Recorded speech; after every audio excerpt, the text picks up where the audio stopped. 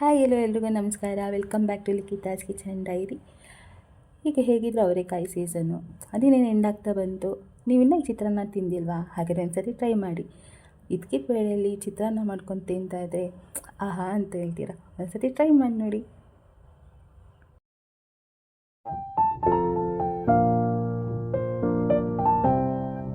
ಚಿತ್ರಾನ್ನಕ್ಕೆ ಏನೇನು ಬೇಕು ಅಂತ ಎಲ್ಲರಿಗೂ ಗೊತ್ತಿರುತ್ತೆ. ಆದರೆ ನಾನಿಲ್ಲಿ ಎಕ್ಸ್ಟ್ರಾ ಅಂತ ಬೆಳ್ಳುಳ್ಳಿ ಶುಂಠಿ ಮಾತ್ರ ತೊಗೊಂಡಿದ್ದೀನಿ. ಈಗ ಕಾಳನ್ನ ಒಂದು 50% ಬೇಯಿಸ್ಕೊತಾ ಇದ್ದೀನಿ. ಅದು ತುಂಬ ಜಾಸ್ತಿ ಬೇಯಿಸ್ಕೊಬೇಡಿ, ಮೆತ್ತಗಾಗ್ಬಿಡುತ್ತೆ. ಆಮೇಲೆ ಫ್ರೈ ಮಾಡುವಾಗ ಪಿಚಡಿ ಆಗಿಬಿಡುತ್ತೆ, ಚೆನ್ನಾಗಿರಲ್ಲ ಅಷ್ಟು. ಸೊ ಒಂದು ಬಾಣಲಿಗೆ ನಾನೀಗ ಎಣ್ಣೆ ಹಾಕ್ಕೊತಾ ಇದ್ದೀನಿ. ಎಣ್ಣೆಗೆ ಏನಂದರೆ ಕಡಲೆ ಬೀಜ ಹಾಕ್ಕೊಂಡು ತುಂಬ ಚೆನ್ನಾಗಿ ರೋಸ್ಟ್ ಮಾಡ್ಕೊಬೇಕು. ಯಾಕಂದರೆ ನಾವು ಈಗ ನಾರ್ಮಲಾಗಿ ಎಣ್ಣೆ ಹಾಕ್ಕೊಂಡು ಮೆತ್ತಗಾಗ್ಬಿಡುತ್ತೆ. ಸೊ ಅದನ್ನು ನಾವು ರೋಸ್ಟ್ ಮಾಡ್ಕೊಂಡು ಲಾಸ್ಟಿಗೆ ಹಾಕ್ಕೊಂಡ್ರೆ ಬಾಯಿಗೆ ಚೆನ್ನಾಗಿ ಸಿಗುತ್ತೆ ಅಂತ. ಈಗ ಅದೇ ಬಾಣಲಿಗೆ ಸಾಸಿವೆ, ಕರಿಬೇವಿನ ಸೊಪ್ಪು ಮತ್ತು ಕಡಲೆಬೇಳೆ ತುಂಬ ರೋಸ್ಟ್ ಮಾಡೋಕ್ಕೆ ಹೋಗ್ಬಿಡಿ, ಯಾಕಂದರೆ ಅದು ಸೀದೋಗ್ಬಿಡುತ್ತೆ, ಗಟ್ಟಿ ಕಲ್ಲು ಥರ ಬಂದ್ಬಿಡುತ್ತೆ. ಸೊ ಸ್ವಲ್ಪ ನಾರ್ಮಲಾಗಿ ಸ್ವಲ್ಪ ಬೇಯಿಸ್ಕೊಳ್ಳಿ. ಈಗ ಈರುಳ್ಳಿ ಹಾಕ್ತಾಯಿದ್ದೀನಿ. ಈರುಳ್ಳಿ, ಹಸಿಮೆಣ್ಸಿನ್ಕಾಯಿ,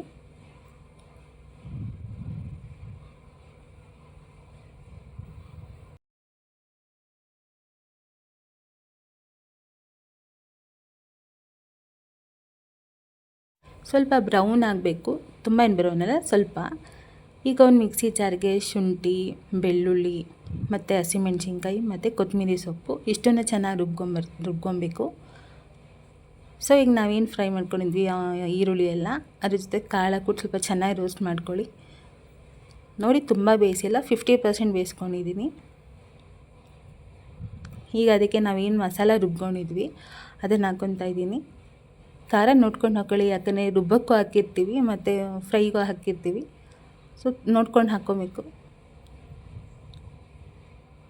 ಈಗ ಅದಕ್ಕೆ ಅರಿಶಿನ ಸ್ವಲ್ಪ, ಈಗ ರುಚಿಗೆ ಎಷ್ಟು ಬೇಕೋ ಉಪ್ಪು ಇವಾಗ ಹಾಕ್ಕೊತಾ ಇದ್ದೀನಿ ನಾನು. ಸೊ ಇನ್ನೇನಿದ್ರೆ ಕೆಲಸ ಇಲ್ಲ, ಲಾಸ್ಟಲ್ಲಿ ಸ್ವಲ್ಪ ಕೊತ್ತಂಬರಿ ಹಾಕಿದ್ರೆ ಆಗೋಗುತ್ತೆ. ಈಗ ನೀವು ಇನ್ನೂ ಕಾಳು ಬೇಯಬೇಕು ಅಂತ ಅನಿಸಿದ್ರೆ ಒಂದು ಸ್ವಲ್ಪ ನೀರು ಹಾಕ್ಕೊಳ್ಳಿ. ಇವಾಗ ನಾನು ಕೊತ್ತಂಬರಿ ಹಾಕ್ಕೊತಾ ಇದ್ದೀನಿ. ಚೆನ್ನಾಗಿ ಫ್ರೈ ಮಾಡ್ಕೊಳ್ಳಿ. ಈಗ ನಾವೇನು ಫ್ರೈ ಮಾಡ್ಕೊಂಡಿದ್ವಲ್ಲ ಕಡಲೆ ಬೀಜ ಎಲ್ಲ, ಅದನ್ನು ಹಾಕ್ಕೊತಾ ಇದ್ದೀನಿ.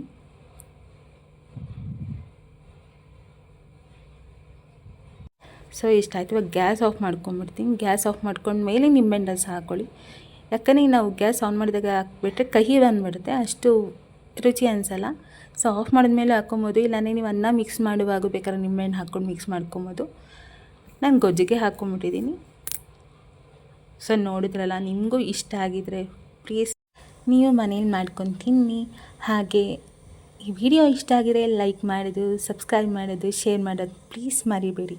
Thank you.